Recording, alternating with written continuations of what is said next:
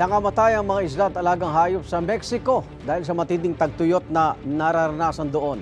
Sa Syria naman, makapigil hininga ang pagsagip sa batang natrap sa balon.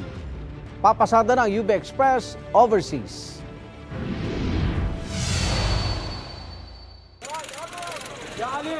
Nagkakagulo at nagmamadali ang mga miyembro ng Syrian Civil Defense Organization na White Helmets.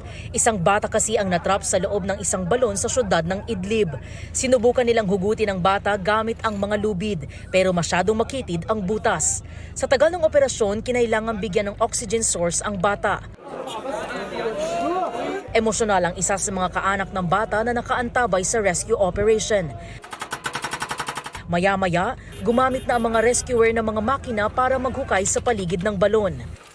At matugumpay na nasagip ang bata. Dinala siya sa ospital at maayos na raw ang kalagayan ngayon. Walang detalye mula sa mga otoridad kung paano napunta sa balon ng bata.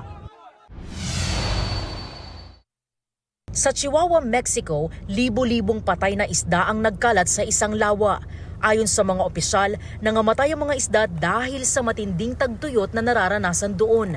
Nagmadali ang mga otoridad na balutin sa apog ang mga patay na isda.